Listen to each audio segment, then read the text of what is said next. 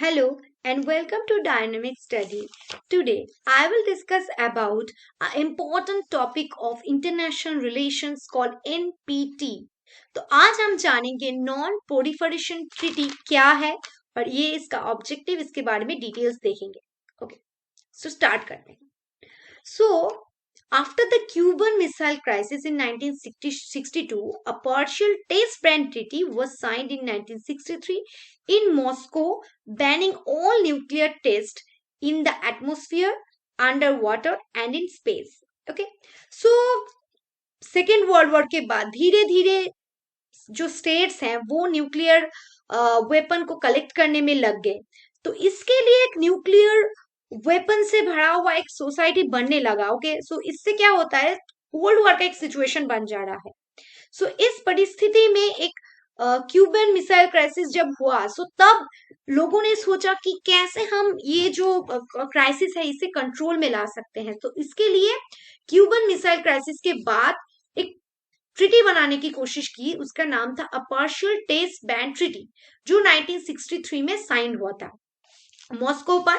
इसने क्या बैन किया, जो न्यूक्लियर टेस्ट है वो कभी भी एटमॉस्फेयर में, वाटर में या स्पेस में कभी पर भी टेस्ट नहीं किया जाएगा. Okay, while the US, Soviet Union and Britain signed the treaty, France and China did not. Okay, so हमारे यूनाइटेड नेशन के जो 5 सिक्योरिटी काउंसिल के मेंबर थे, इनमें से सिर्फ US, Soviet union and Britain, इन तीनों ने साइन किया था, लेकिन फ्रांस एंड चाइना इन्होंने साइन नहीं किया था. सो इसीलिए ये जो पीटीबीटी था ये इफेक्टिव नहीं हो पाया. ओके, नेक्स्ट देखते हैं. Okay, so after the Chinese nuclear explosion, China में जब न्यूक्लियर वेपन्स को कलेक्ट कर लिया 1964 में, the Soviet union and US begin to favour stringent non proliferation norm. तब सोवियत यूनियन एंड यूएस ने देखा कि इससे अगर सब स्टेट अगर ऐसे ही न्यूक्लियर वेपन्स को कलेक्ट करने लगे तो एक बहुत प्रॉब्लम हो जाएगा. सो इसको कंट्रोल करने की कोशिश की. Okay, so American president Lyndon Johnson and Soviet leader Nikita Khrushchev, along with other world political leaders जैसे कि फ्रैंक एकेन, फॉरेन मिनिस्टर्स ऑफ आयरलैंड, इन सभी ने एक ट्रीटी बनाया जो क्या करेगा, जो ऑल अराउंड द वर्ल्ड जो न्यूक्लियर वेपन्स का जो स्प्रेड हो रहा है उसे लिमिट करने की कोशिश करेगा. हर स्टेट जो न्यूक्लियर वेपन्स को कलेक्ट करने की कोशिश कर रहा था, इससे कंट्रोल करने की बात किसने की, जो हमारा जो न्यूक्लियर वेपन स्टेट सारे देश कलेक्ट करने की कोशिश कर, इसे कंट्रोल करने की कोशिश की यूएस एंड यूएसएसआर ने.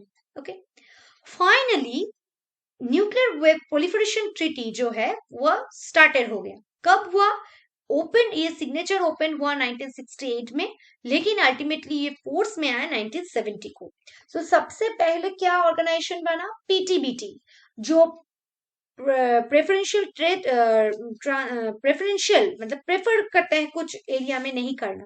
और ये एनपीटी है नॉन प्रोलिफरेशन, कहीं पर भी आप टेस्ट नहीं कर सकते, इसका ले गया. ओके, ये एक्ट पास हो. So Ireland and Finland were the first countries to sign the treaty. जो आयरलैंड और फिनलैंड थे उन्होंने फर्स्ट ये ट्रीटी को साइन किया था. ओके, अब तक 191 कंट्रीज इसको साइन कर चुके हैं. सिर्फ किस लोगों ने साइन नहीं किया, इंडिया, पाकिस्तान, इजराइल, इन्होंने इस ट्रीटी को साइन भी नहीं किया और इसे रेटिफाइड भी नहीं किया, इसे मानते ही नहीं है वो लोग. ओके, सो एक देखते हैं अब एनपीटी क्या है. सो एनपीटी जो ट्रीटी है वो एक म्यूचुअली एग्रीड मल्टीलेटरल ट्रीटी है. एक मल्टीलेटरल ट्रीटी है जो mutually agreed upon the rectifying countries.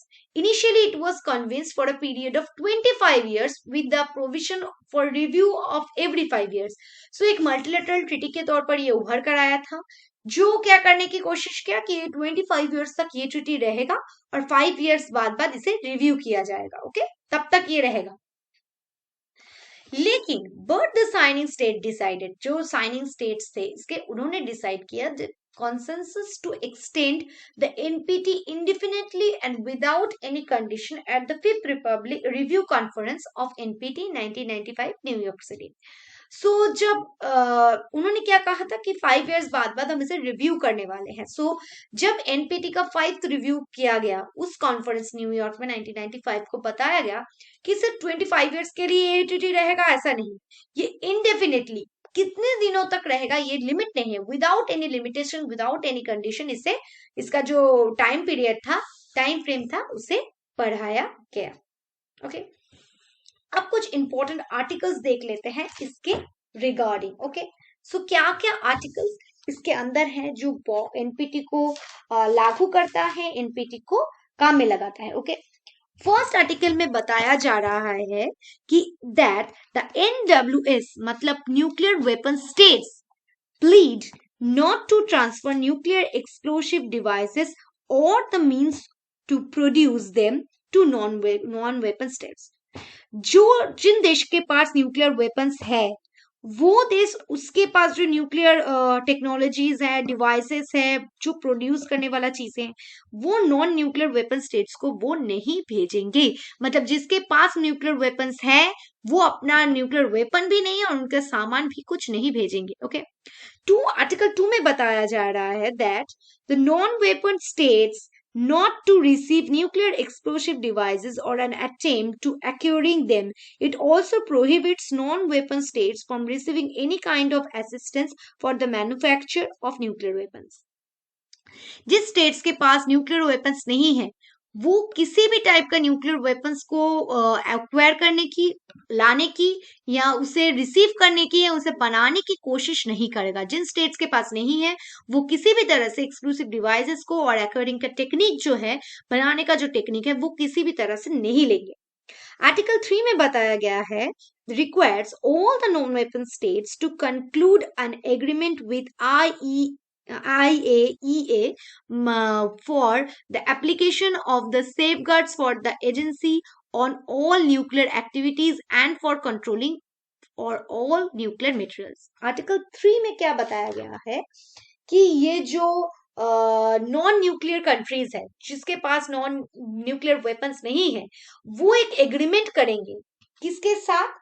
वो करेंगे इंटरनेशनल एटॉमिक एनर्जी एजेंसी, जो IAEA मतलब IAEA international atomic energy agency के साथ वो प्रिवेंट करने की कोशिश करेंगे कि जिसके पास नहीं है न्यूक्लियर वेपन्स वो किसी भी तरीके से न्यूक्लियर वेपन्स को, न्यूक्लियर एक्टिविटीज को नहीं बनाएंगे और सेफगार्ड प्रोवाइड करेंगे। Okay, for the accounting of all nuclear materials, वो कभी भी किसी भी तरह से न्यूक्लियर मटेरियल्स को कलेक्ट नहीं करेंगे, एक ऐसा एग्रीमेंट कर लेंगे वो। ओके, नेक्स्ट 4 में है article, it is in 2 sections give all signatories the inalienable right to research, produce or use nuclear energy for peaceful purposes।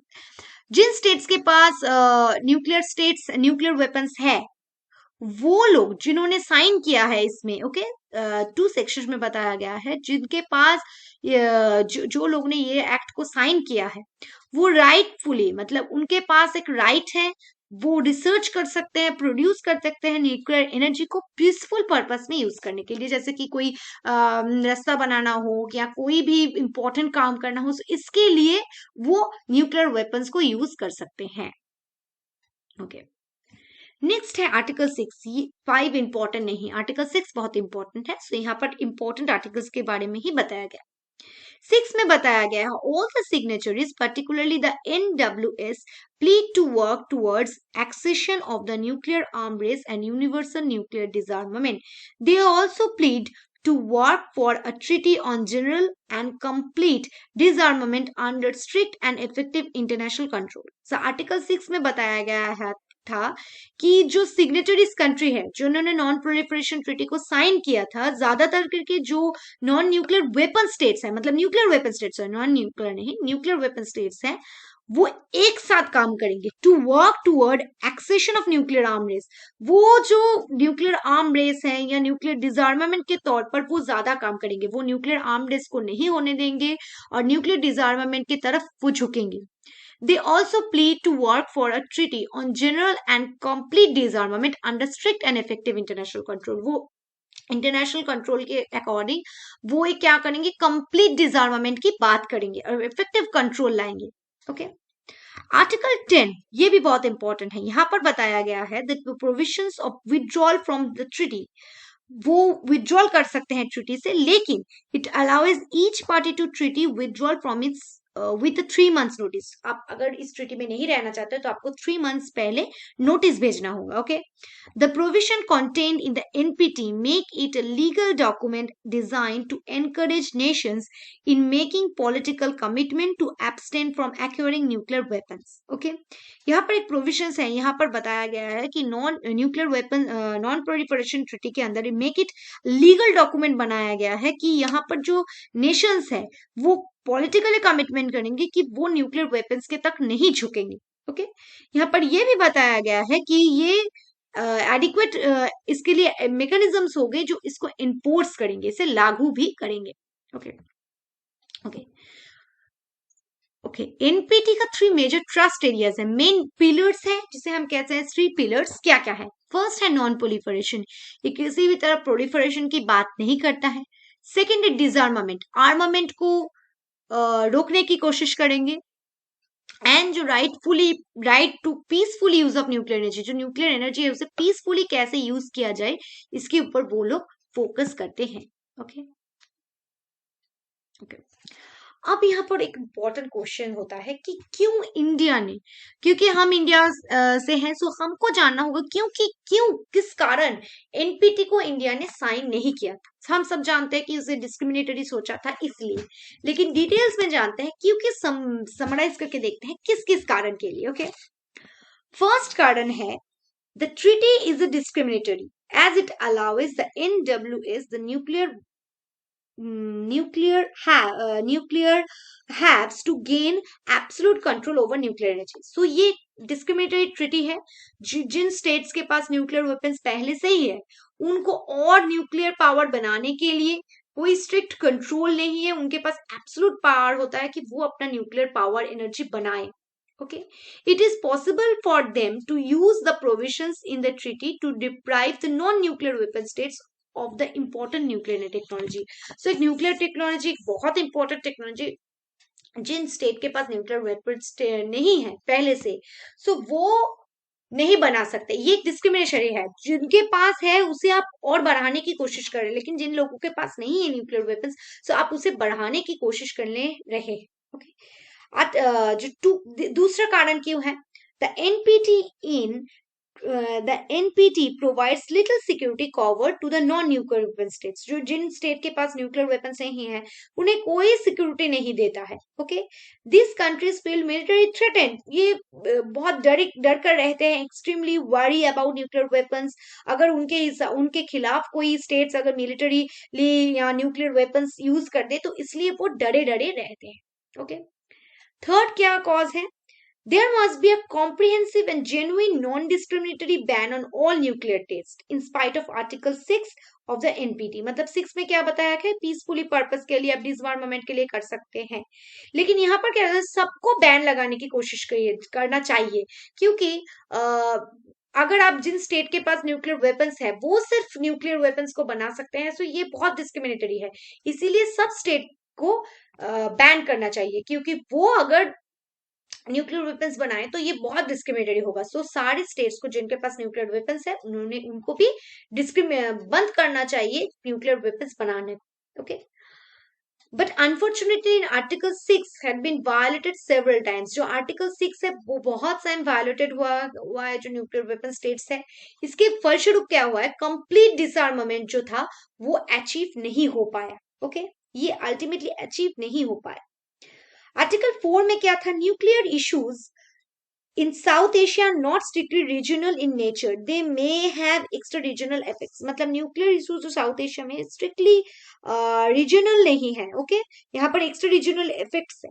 So such issues there must be address separately, क्योंकि यहाँ का जो situation है वो अलग है। सो न्यूक्लियर डिसआर्मामेंट मतलब totally एक अलग इशू होगा, यहाँ पर का सिचुएशन अलग है, सो इस हिसाब से अलग से आपको नहीं रूल करना चाहिए, क्योंकि before nuclearization of south Asia global nuclear डिसआर्मामेंट absolutely necessary. आप क्या करें सर, ग्लोबल साउथ के जो हम लोग हैं साउथ एशिया के, उनको आप कंट्रोल में लाने की कोशिश करें कि वहां पर कोई न्यूक्लियर वेपन स्टेट ना बन जाए, लेकिन उससे पहले आपको कोशिश करना होगा जिन स्टेट के पास एब्सोल्यूट न्यूक्लियर स्टेट है ग्लोबली, उसको ग्लोबली रोकना, तभी आप उसके बाद आप आ सकते हैं जो रीजनल लेवल पे। ओके, फिफ्थ जो कारण है, India would be only recognise an impartial non proliferation regime supported by an universal nuclear डिसआर्मामेंट।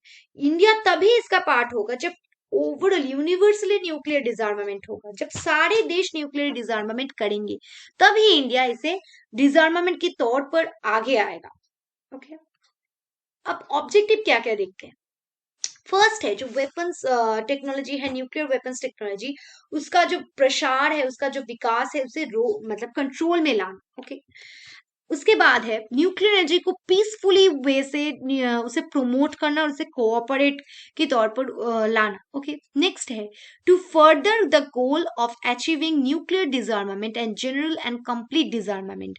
इसका न्यूक्लियर डिसआर्मामेंट करना एंड कंप्लीट डिसआर्मामेंट करना, कोई भी डिसआर्मामेंट मतलब आर्म का यूज ना हो, एक ऐसा समाज बनाना जहां पर कोई आर्म रेस या मतलब आर्म को कंट्रोल में लिया जाए और डिसआर्मामेंट नए कोई आर्म्स नहीं बनाया जाए।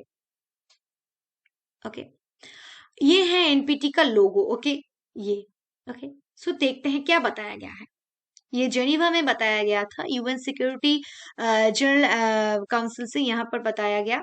Okay, the nuclear non-proliferation treaty is the essential pillar of international peace and security. So ये एक इंटरनेशनली शांति और सिक्योरिटी को एस्टेब्लिश करने के लिए एक बहुत इंपॉर्टेंट ट्रीटी है, and heart of the nuclear disarmament and non proliferation regime. So ये एक न्यूक्लियर डिसआर्मामेंट का एक हार्ट है, नॉन प्रोलिफरेशन रिजीम है। ये unique it is a unique status is based on it's near universal membership. ये एक यूनिक स्टेटस है जो पर नियर यूनिवर्सल मेंबरशिप की बात की जाती है, लीगलिटी बाइंडिंग ऑब्लिगेशंस और डिसआर्मामेंट, जहां पर डिसआर्मामेंट को एक लीगल तरीके से पुश करने की कोशिश किया जाता है, नॉन प्रोलिफरेशन सेफगार्ड्स दी जाती है रिजिम्स को, एंड पीसफुल वे से न्यूक्लियर एनर्जी को यूज करने की कोशिश की जाती है nuclear weapon non proliferation treaty से। ये बहुत इंपॉर्टेंट ट्रीटी है जो इंटरनेशनली शांति और सिक्योरिटी को एस्टेब्लिश करने की बात की गई, लेकिन यहाँ पर बहुत सारे क्रिटिसिज्म है, जैसे कि ये लोग ग्लोबल जो नॉर्थ के स्टेट्स हैं या सिक्योरिटी काउंसिल के P5 के परमानेंट मेंबर्स हैं, उनको ज्यादा वो सुविधाएं देती हैं, जो जिन स्टेट के पास वो न्यूक्लियर वेपन स्टेट्स पहले से थे 1968 के पहले से, उनको वो ज्यादा प्रमोट करती है, और जो जिन स्टेट के पास नहीं है वो उन्हें डिस्करेज करती है। सो एक कंट्रोवर्शियल ट्रीटी है। ओके, सो लेकिन ये इंटरनेशनली बहुत इंपॉर्टेंट भी है। So that's the whole lecture on NPT, Non-Proliferation Treaty. I hope you all understand. Thank you for your cooperation.